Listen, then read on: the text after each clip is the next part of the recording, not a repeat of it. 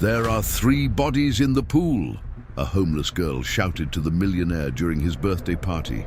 So they drain the pool in front of all the guests and discover something shocking. Comment, giving my story a rating from 0 to 10. Your opinion is very important. And subscribe to my channel to support my work. I'm counting on your help. The screams sliced through the muggy afternoon air like a razor, echoing through the brick streets of the historic town of Harper's Ferry at precisely 3 o'clock. The 52-year-old widowed millionaire nearly dropped his coffee cup as he stepped away from the window of his luxury condo. It was always at the same time, always with the same desperate intensity. For 3 weeks straight, that sound had been coming from the clapboard house across the street, a faded yellow 2-story structure with peeling blue window frames that contrasted sharply with the sleek modern building where he lived. "Must be some kid throwing a tantrum," he muttered to himself, straightening his tie before returning to his work. As the owner of the largest construction firm in the county, he was used to solving complex problems, but he preferred to keep his distance from other people's dramas. Especially after 5 years of living alone, ever since he lost his wife on a rainy night, he preferred not to remember.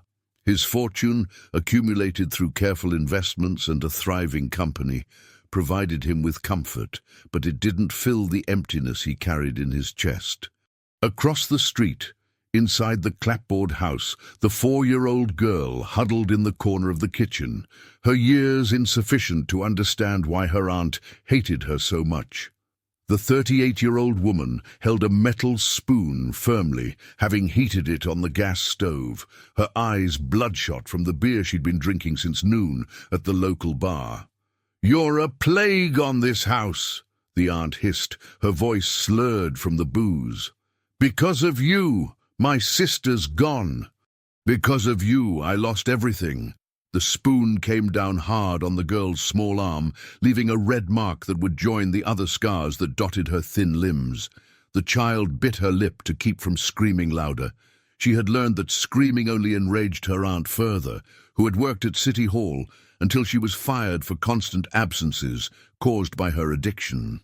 The girl closed her eyes and tried to remember her mother's soft voice, singing that lullaby before bed. It was all that remained of her now. Fragments of memories and a melody that insisted on echoing in her mind during the most painful moments. "Stop whining," the aunt grunted, putting the spoon back in the drawer as if it were the most natural gesture in the world. "Go to your room, and I don't want to see you until tomorrow. And if you get charcoal on the walls again, you'll see what real punishment is." The girl ran to the small room at the back of the house, a stuffy space with an old bed and a crucifix on the wall. There, she curled up under the thin sheet and began to hum her mother's lullaby softly, the only thing that still comforted her. She didn't know that, across the street, someone had finally paid attention to that melody. The businessman stopped reviewing the contracts when he heard the faint but distinct sound. He knew that song. His wife used to sing it when she cooked, a folk song that spoke of free birds. But where was it coming from? He approached the window again, his eyes scanning the facade of the clapboard house.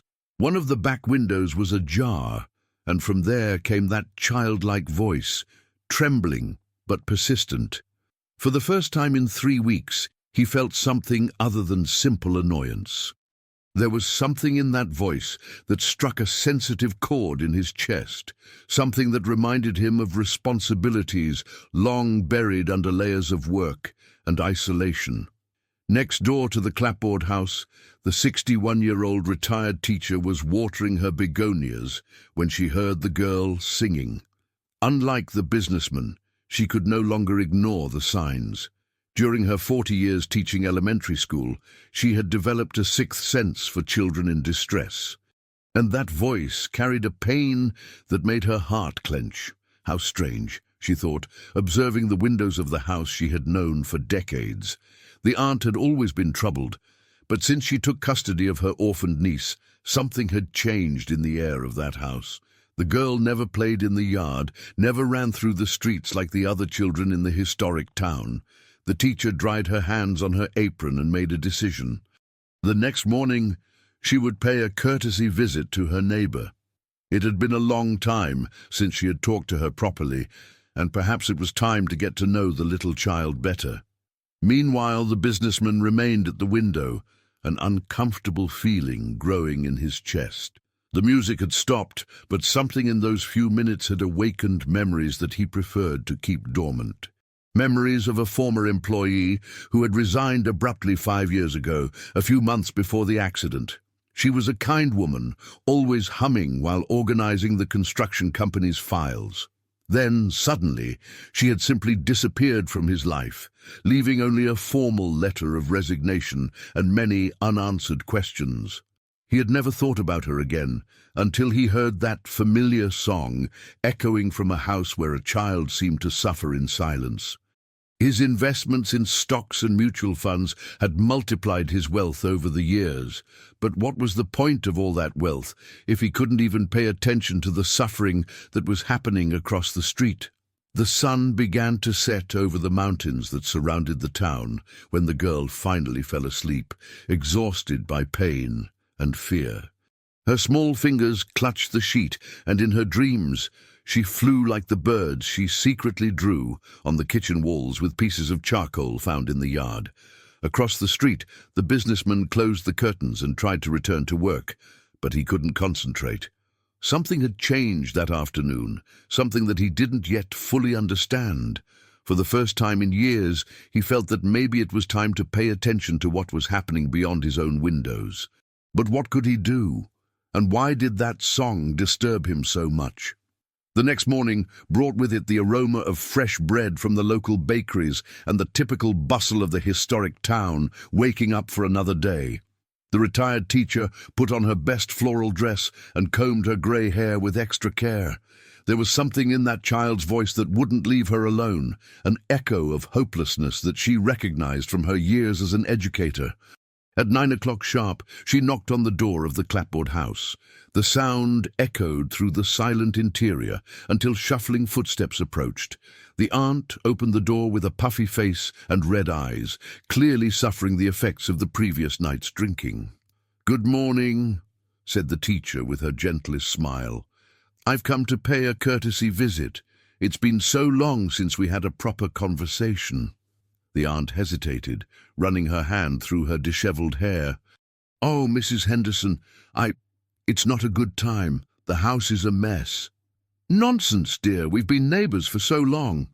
The teacher took a step forward, forcing the aunt to back away. "And I'd love to meet your niece. I hear she's a lovely girl." The aunt's face hardened for a moment before forcing a weak smile. She's sick. High fever. Best not to get close." At that moment, a soft noise came from the kitchen, the sound of something being dragged on the floor. The teacher pricked up her ears, immediately recognizing the sound of a child trying to move silently. "Perhaps I can help," the teacher insisted. "I have experience with sick children. Raised 3 kids, you know how it is." "No need, no," the aunt replied quickly, blocking the entrance with her body. "I already took her to the doctor. It's just the flu." "It'll pass soon." The teacher noticed the aunt's nervous hands, the way she avoided eye contact, and especially the strong smell of alcohol that emanated from her, even though it was so early. All the signs she had learned to recognize during decades dealing with troubled families. Across the street, the businessman watched the scene from his window while eating breakfast. He had woken up earlier than usual, disturbed by confusing dreams where a child's voice mingled with memories of his former employee. When he saw the teacher at the door of the clapboard house, a strange curiosity washed over him. The teacher finally said goodbye to the aunt, but not before casting an investigative glance into the interior of the house. There was something deeply wrong there, and her experience told her that a child was suffering. As she walked back to her house, she decided that she needed to find a way to verify her suspicions. Inside the clapboard house, the aunt slammed the door shut and went to the kitchen, where she found the girl crouching behind the table, trying to hide. The child had tried to reach a glass of water from the sink, but her height didn't allow it, and she had knocked over a chair in the process. "Didn't I tell you to stay in your room?" the aunt snarled, her irritation intensified by her hangover and the unexpected visit. "I was thirsty, Auntie," the girl mumbled, her large eyes fixed on the floor. "Thirsty?" The aunt laughed bitterly. "You want water? Then go get it in the yard. And since you like making so much noise, you can stay out there until I decide you can come in." The girl went out to the small backyard, a space surrounded by high walls and dominated by a single apple tree. There, she sat on the ground and began to draw with a piece of charcoal that she had found near the gas stove. It was always birds, small, large, some flying, others perched on imaginary branches. Each stroke represented her dream of freedom, of flying away from that house where pain was her only constant companion. The hours passed slowly. The aunt had locked the back door, leaving the child in the yard under the strong midday sun. The girl began to feel dizzy, but she knew that knocking on the door would only result in more punishment. So she began to sing her mother's lullaby softly, the melody being her only source of comfort. It was that melody that reached the businessman's ears again. This time he couldn't ignore it. There was something too familiar in that voice, in that specific song. He picked up his cell phone and, almost without thinking, began to record. He didn't know exactly why, but an instinct told him that he might need that evidence. As he recorded, fragments of memories began to fit together in his mind. His former employee hummed that same song while working. The employee who had been an exemplary worker until disappearing abruptly. The employee who always spoke fondly about her small daughter. A girl whose name... The realization hit him like a punch to the stomach. The child suffering in the house across the street was the daughter of his former employee, the kind woman who had worked for him for 3 years before simply disappearing. How hadn't he made that connection before? The businessman put away his cell phone and began to pace back and forth in his condo. He vaguely remembered the employee mentioning family problems, a sister she didn't get along with, financial difficulties. But he was so absorbed in his own problems at the time, the growing conflicts with his wife, the problems in the company, that he hadn't paid due attention. Now, 5 years later, the employee's daughter was across the street, and from the sounds that came from that house, she wasn't in a good situation. The guilt he carried for the loss of his wife multiplied, now including the regret for not having helped the employee when she clearly needed it. His investments in Bitcoin and other digital assets had tripled his wealth in recent years. But what was the point of all that wealth if he couldn't even protect the daughter of a person who had worked faithfully for him? At 3 o'clock, sharp, the screams started again. This time the businessman didn't turn away from the window. He watched with growing horror as through the kitchen window of the clapboard house he saw a female silhouette moving aggressively. He picked up his cell phone again and began to record, this time with more determination. What he saw through the cell phone screen made him nauseous. The aunt was holding something in her hands. It seemed to be a kitchen utensil, and gesturing violently towards a small figure that he could barely distinguish. The girl's screams echoed through the afternoon, and this time the businessman couldn't pretend that they were just childish tantrums. When the silence returned, he remained at the window for a few more minutes, his heart pounding in his chest. He had just witnessed something that would change everything. The question now was, what would he do with this information?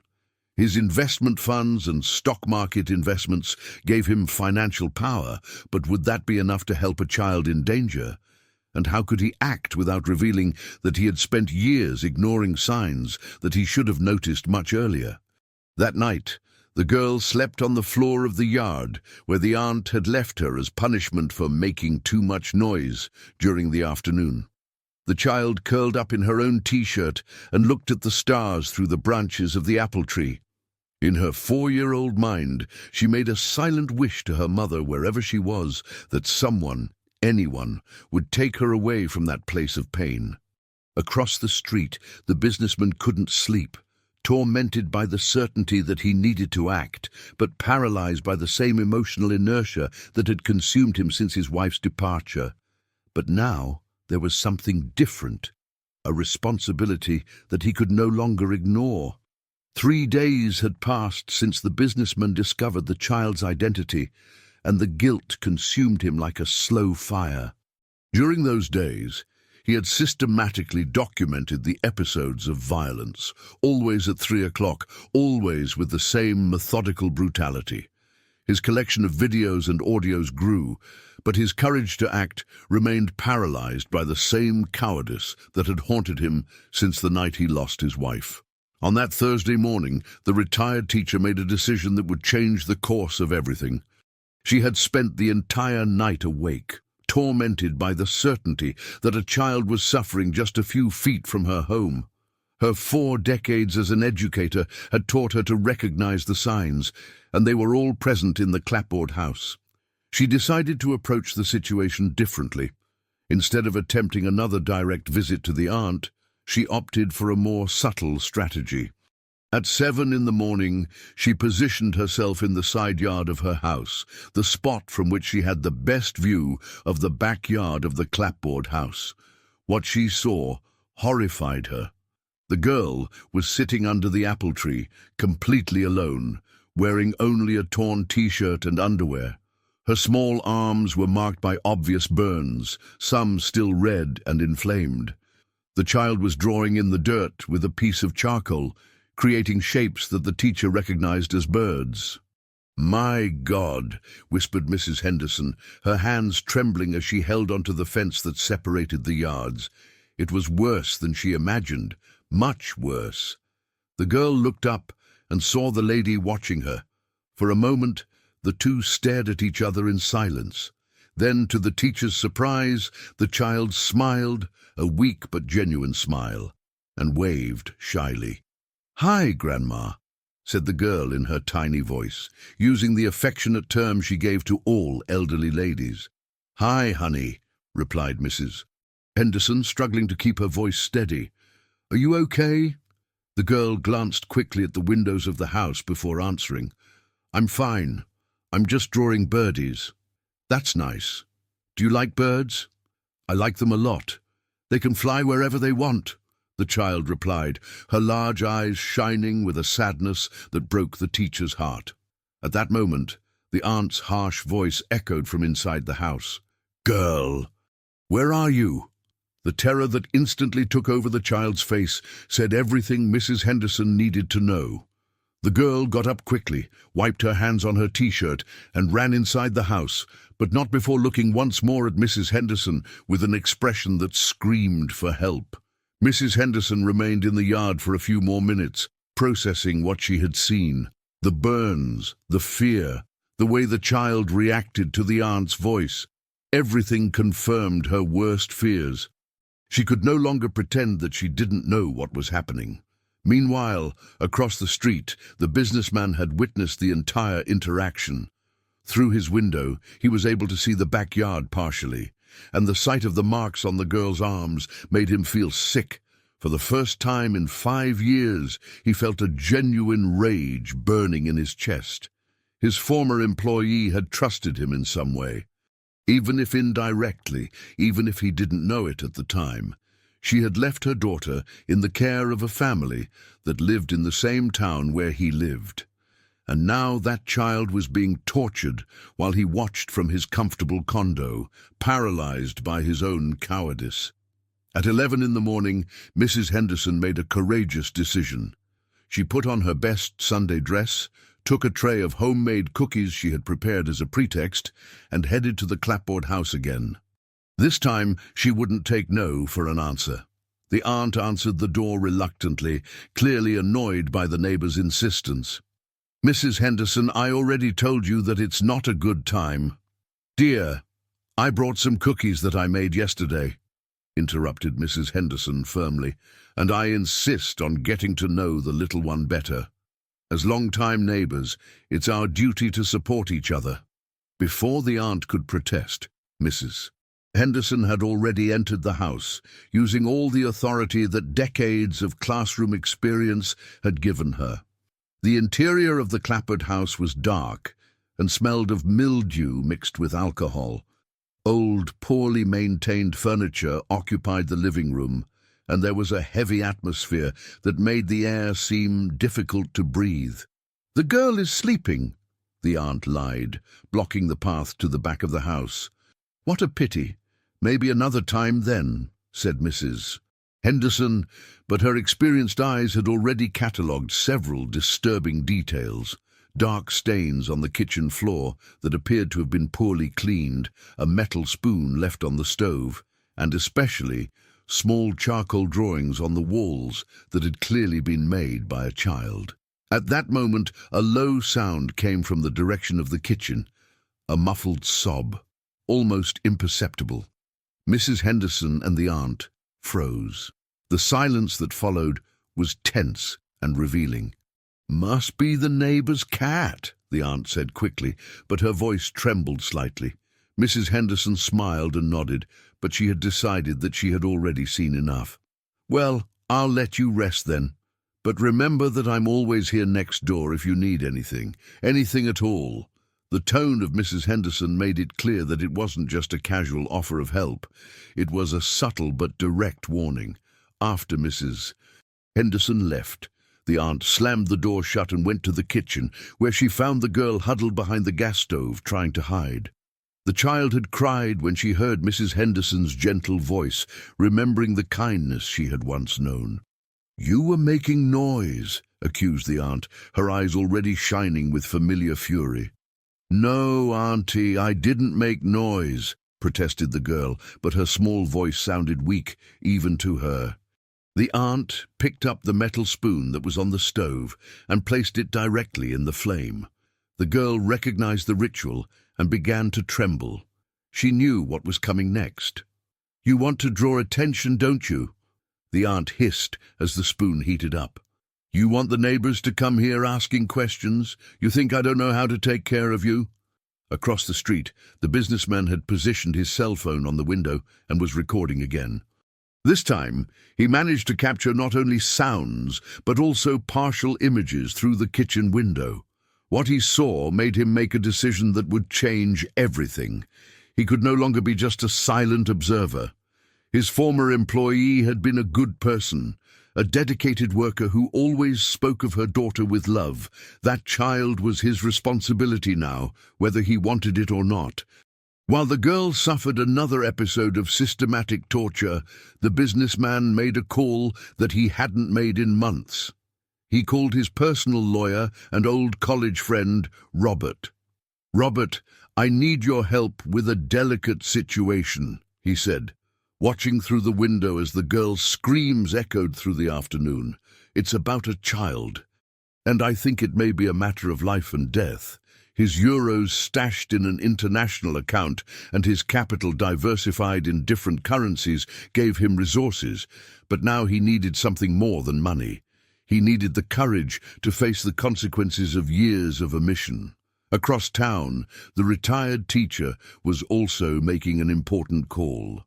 She had decided to contact a former student who now worked in Child Protective Services. "Anna, I need to talk to you about a very serious situation," she said, her voice trembling with emotion. "It's about a girl, and I can't pretend I don't know what's happening anymore."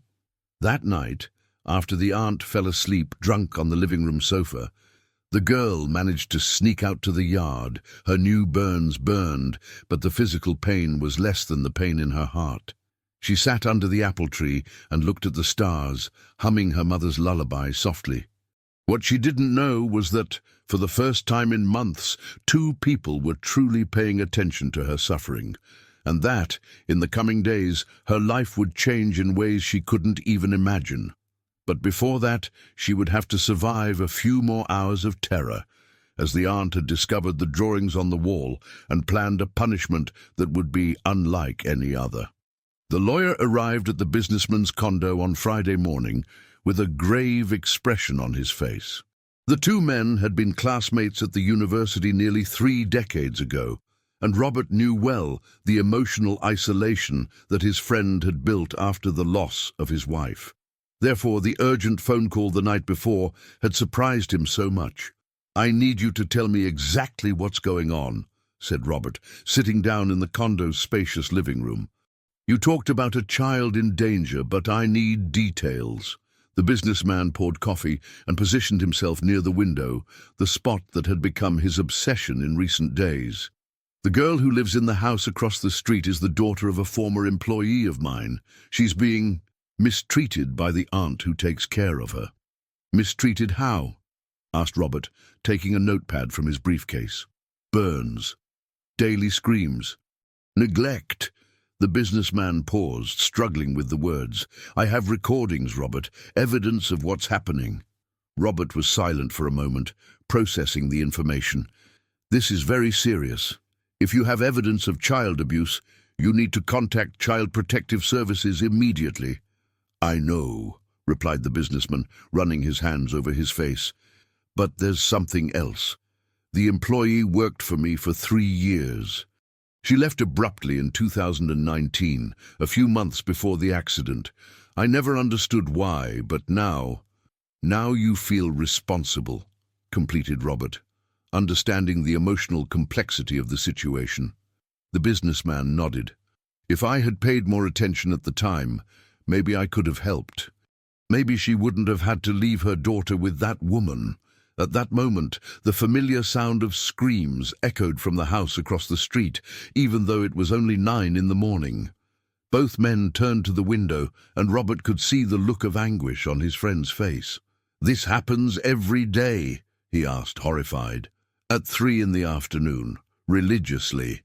But sometimes at other times too," replied the businessman, picking up his cell phone. "Do you want to see the recordings?" Robert watched the videos in growing silence, his face paling with each scene. As a lawyer specializing in family law, he had seen many cases of child abuse, but something about the systematization of that violence disturbed him deeply. "We can't wait any longer. I need you to give me all these recordings today. I'm going to contact Child Protective Services and the district attorney's office. That child needs to be removed from that house immediately." While the two men planned the intervention, across the street, the girl was living another day of terror. The aunt had woken up with a particularly severe hangover and discovered that there was no more alcohol in the house. Her irritation multiplied when she found new drawings of birds that the girl had made on the kitchen wall during the early hours.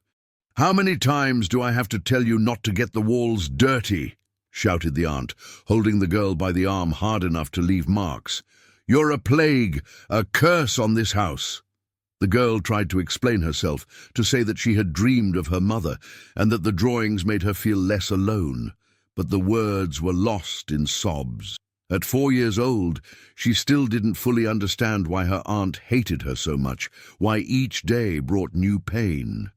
"You're going to stay locked in the room until I decide what to do with you," continued the aunt, pushing the child down the hall.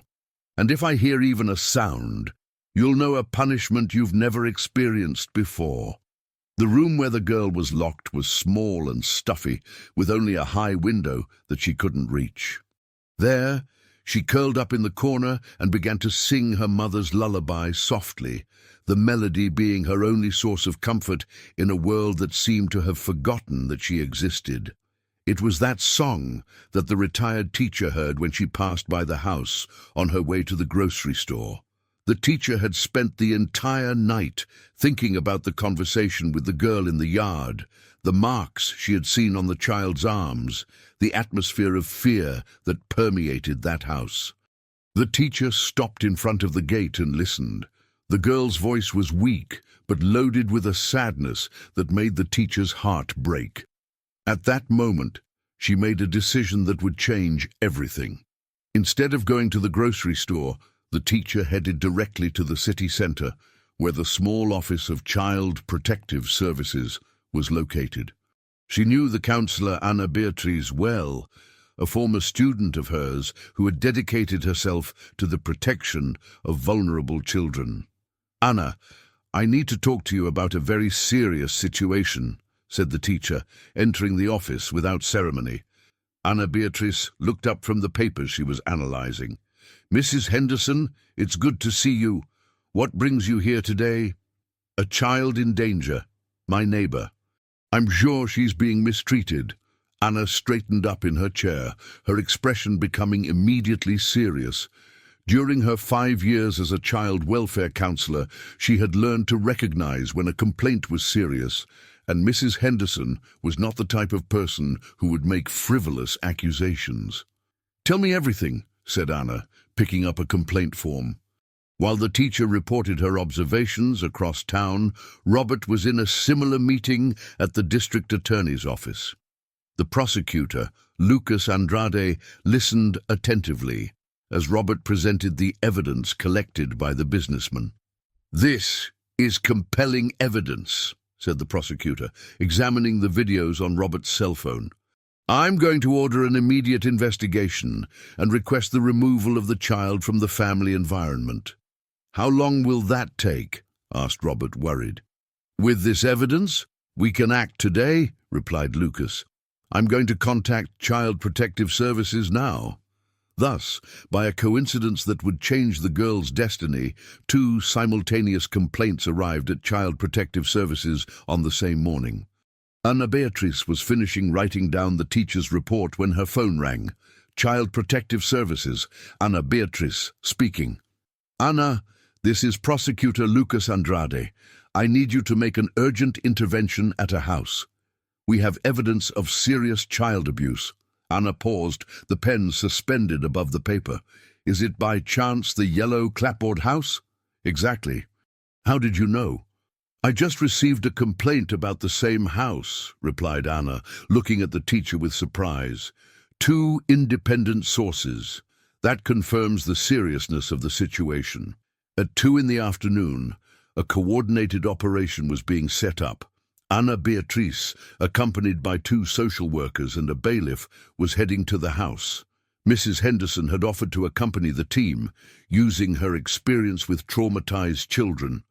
The businessman watched everything from his window, his heart pounding in his chest. Finally, after days of paralysis, he had managed to act. Robert stood beside him, both witnessing the moment that would change the girl's life forever. "You did the right thing," said Robert, placing his hand on his friend's shoulder. "I hope it's not too late," replied the businessman, his eyes fixed on the team approaching the clapboard house. In the house, the aunt had gone out to buy alcohol at the local bar, leaving the girl locked in the stuffy room. The child continued to sing softly, unaware that her life was about to change radically. When Anna Beatrice knocked on the door of the clapboard house and received no answer, she used her legal authority to enter the property. What they found inside surpassed even their worst expectations. A dirty and poorly maintained house, a strong smell of alcohol, and obvious signs of neglect in every room. It was Mrs. Henderson who first heard the faint voice coming from the room at the back. "Someone's here," she said, guiding the team down the hallway. When they opened the door to the room and found the girl curled up in the corner, singing her sad song, everyone present felt a pang in their heart. The child looked up with large, frightened eyes, not understanding who these people were or what they wanted from her. "Hi, honey," said Anna Beatrice, crouching down to be at the child's height. "My name is Anna. We've come to help you." The girl looked at Mrs. Henderson, recognizing the kind lady who had spoken with her in the yard. A glimmer of hope shone in her eyes, but it was quickly replaced by fear. "Auntie's gonna be mad," she whispered. "You don't need to worry about that now," said Mrs. Henderson, reaching out her hand to the child. "We're going to get out of here, okay?" But when the girl tried to get up, her legs failed her. She had spent 2 days locked in that room, without adequate food and with little water. The businessman watching through the window felt his wealth in stocks and investments lose all importance in the face of the fragility of that child who carried the blood of someone who had trusted him. And so, after months of silent suffering, the girl was finally removed from the house, where she had known only pain and fear. But her journey to recovery was just beginning, and new challenges awaited her. If you enjoyed this video, please subscribe to my channel.